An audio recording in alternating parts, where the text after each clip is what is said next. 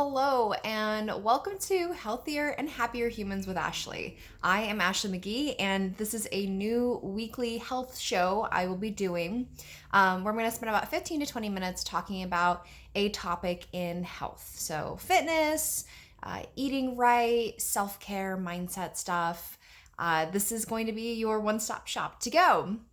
So, this first week, I'm going to be talking about mindset and limiting beliefs because it is so huge and so crucial in everything that we do. But I see it a lot in health coaching. So, I am a health coach and I help people basically look at their goals and the distance between where they're at and where they want to be, and then their habits and mindset, and see how we can make small shifts to get them to where they want to be. So that's what I do. And mindset obviously plays a huge part in that. So it really, really matters because when you have issues with mindset, or if you have limiting beliefs surrounding your health or yourself, it can stop you from actually following through with the actions you need to take in order to change your life. An example is if you look at working out in a way where you're like, oh, it's just something I need to do in order to stay fit or healthy, or I don't want to die early. These are a lot of what we think about around working out. There are a lot of negative reasons. It's like, oh, I just don't want to die, or I don't want to get heart disease, or I don't want to get fat. And I like teaching, let's look at the positive reasons to work out. So I had a client who had a mindset where working out was all the negative reasons, right? And we started looking at, okay, well, let's talk about some of the positive reasons around working out. And he learned, as someone who struggles with depression and anxiety, that when he's feeling really overwhelmed with those emotions, if he goes and works out, it actually helps him feel better. So suddenly he had a real concrete example of a positive outcome for this thing that he was being held back by, right? So now he actually looks forward to working out and chooses it more often for himself because he understands the positive outcome or consequences of working out. So, and that was a huge mindset shift for him. So that's just an example. So mindset and limiting beliefs can stop you from achieving your goals. And that's why it's so important to dig into. And another example, as far as limiting beliefs go, especially, is I think a lot of us don't actually think that we are worthy. So you want to get healthy, you want to lose weight, have a healthier lifestyle, whatever that may be, but you may have struggles with self-esteem and self-worth. And if you don't value yourself, it's really, really hard to make something for yourself a priority. You'll value everyone else's priorities over yours. So it's another example of a limiting belief. We also, all of us, have negative self-talk, or at least can struggle with it. And this usually starts when you're really, really young. And it's either something that you internalize from something you read or saw, or maybe something that your parents or a family member or a friend said to you when you were young. It's something that you've internalized.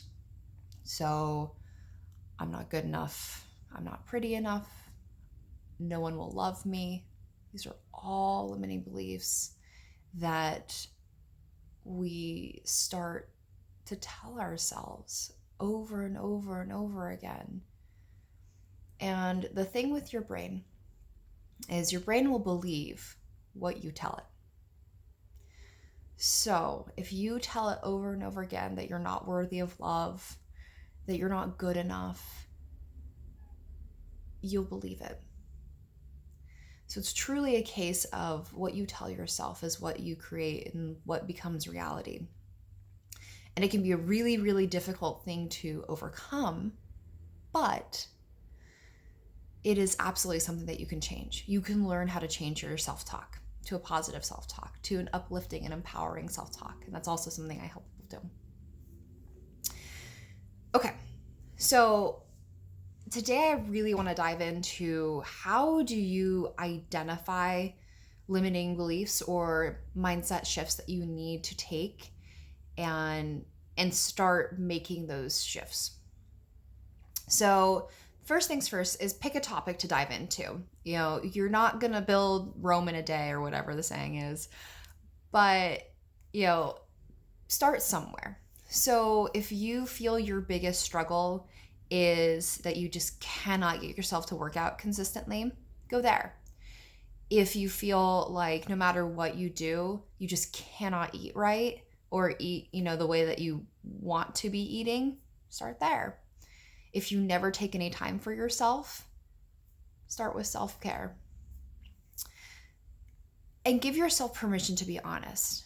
Now, depending on how strong that negative self-talk is, this could be really, really difficult.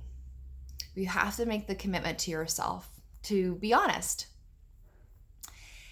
And that's when you start asking questions of yourself, right? Okay, so I'm going to run with the example of working out consistently or at all. What excuses do you make around working out? I don't have enough time. I don't know how. I don't have the right equipment. I'm not fit enough to do anything. Some examples, right? But every single answer to each of those questions were limiting beliefs.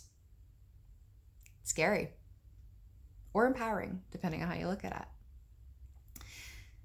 Another question you can ask yourself is, what emotions do I feel around this topic with working out? Do you feel guilty? Do you feel embarrassed? Why? Dig into it. Keep digging, peeling away the onion. Why? The more you do that, the more it's going to help you see where your limiting beliefs are and where they come from. And sometimes you won't be able to necessarily figure it out, right?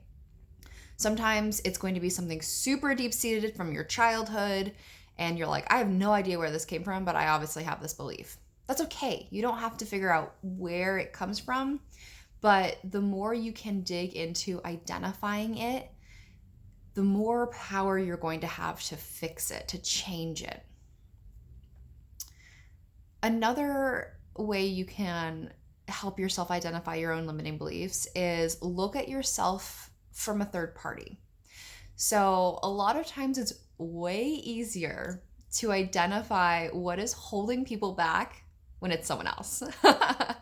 So when you see your friend who just like cannot get their life together, and you know it's because, or you think it's because like they never had a good relationship with their parents, or they never saw an example of a steady income growing up, whatever it may be, right?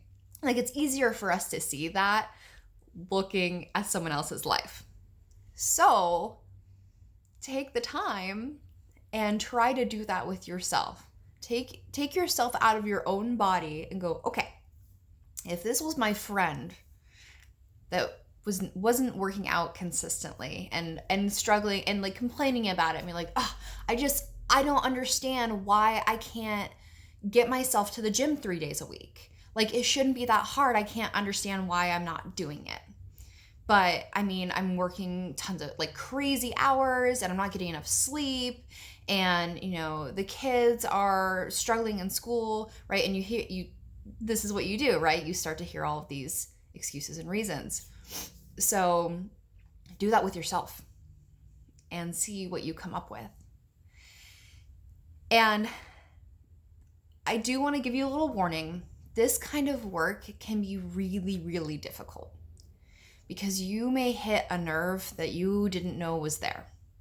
the more you dig in. But I truly believe that the more that you dig into those beliefs and issues, the more power you're going to give yourself to be able to grow and build and change. And this, again, isn't going to happen overnight. Progress, not perfection. Okay? We should each be striving to be the best version of ourselves every day. And we're going to fall short because we're human. That's part of the process. But if you start every day saying, hey, I'm going to try to be better than I was yesterday.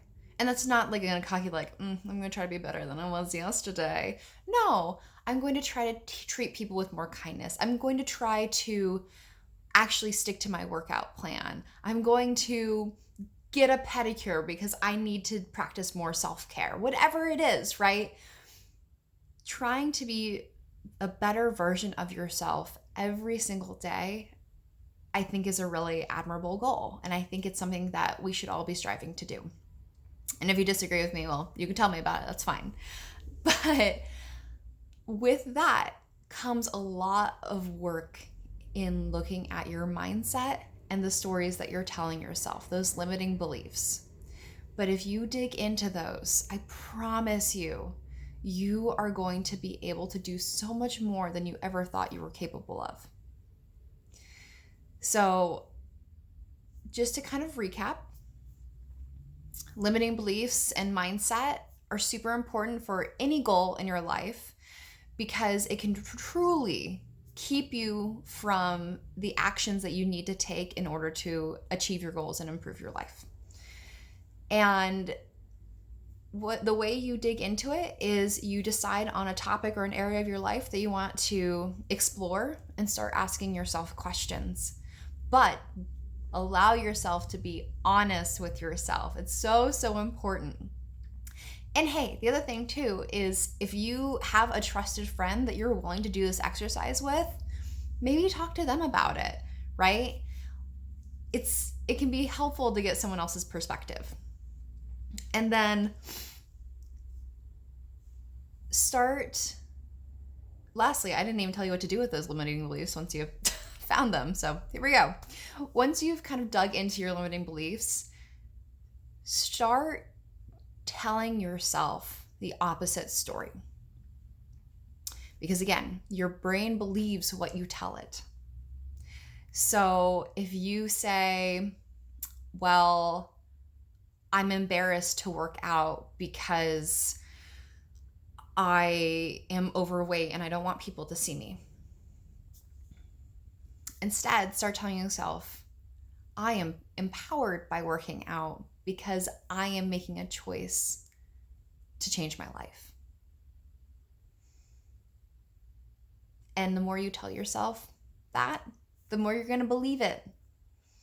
So, and if this is something that you want help with, like I said, that's part of what I do. So, I will put a link in the show notes for this.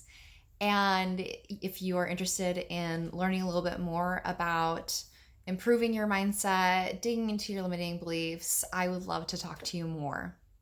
I hope you've enjoyed this first episode of Healthier and Happier Humans. And if you have any ideas or recommendations or topics that you really want to see covered, let me know because I am here to serve you. So I hope you have a wonderful week and we'll talk again soon.